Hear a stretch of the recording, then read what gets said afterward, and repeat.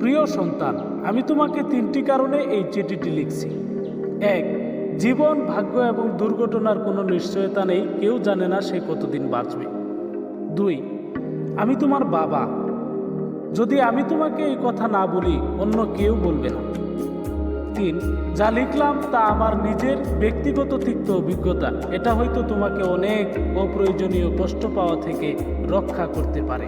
জীবনে চলার পথে এগুলো মনে রাখার চেষ্টা করো। সন্তান, যারা তোমার প্রতি সদয় ছিল না তাদের উপর অসন্তোষ পুষে রেখো না, কারণ তোমার মা এবং আমি ছাড়া তোমার প্রতি সুবিচার করা কারো দায়িত্বের মধ্যে পড়ে না।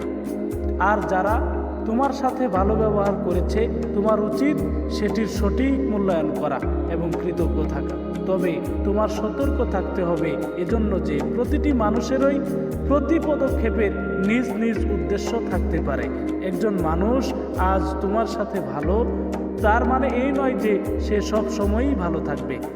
কাজেই খুব দ্রুত কাউকে প্রকৃত বন্ধু ভেবো না। জীবনে কিছুই কিংবা কেউই অপরিহার্য নয় যা তোমার পেতেই হবে।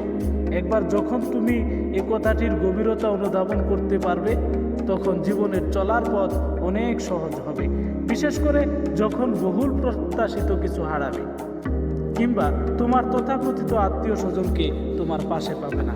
জীবন অতি সংক্ষিপ্ত, আজ তুমি জীবনকে অবহেলা করলে কাল জীবন তোমাকে ছেড়ে চলে যাবে। কাজেই জীবনকে তুমি যত তাড়াতাড়ি মূল্যায়ন করতে শিখবে ততই বেশি উপভোগ করতে পারবে।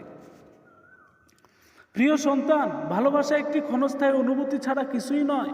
মানুষের মেজাজ আর সময়ের সাথে সাথে এই অনুভূতি বিবর্ণ হবে। যদি তোমার তথাকথিত কাছের মানুষ তোমাকে ছেড়ে চলে যায়, ধৈর্য ধরো, সময় তোমার সব ব্যথা বিষণ্ণতাকে ধুয়ে মুছে দেবে। কখনো প্রেম, ভালোবাসা, মিষ্টতা এবং সৌন্দর্যকে নিয়ে বাড়াবাড়ি করবে না।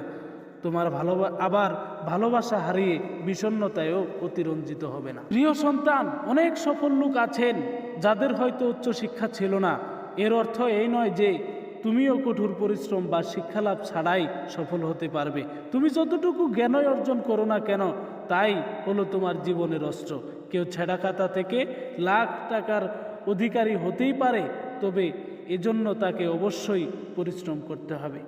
প্রিয় সন্তান, আমি আশা করি না যে আমার বার্ধক্যে তুমি আমাকে আর্থিক সহায়তা দিবে, আবার আমিও তোমার সারা জীবন ধরে তোমাকে অর্থ সহায়তা দিতে পারবো না।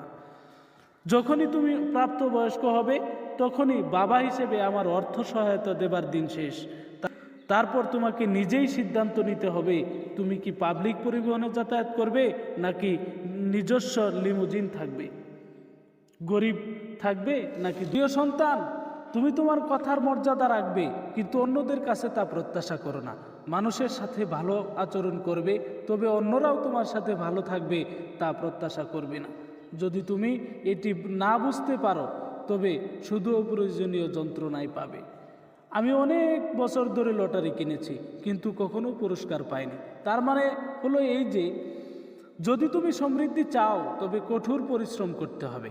বিনামূল্যে কোথাও কিছুই জুটবে না।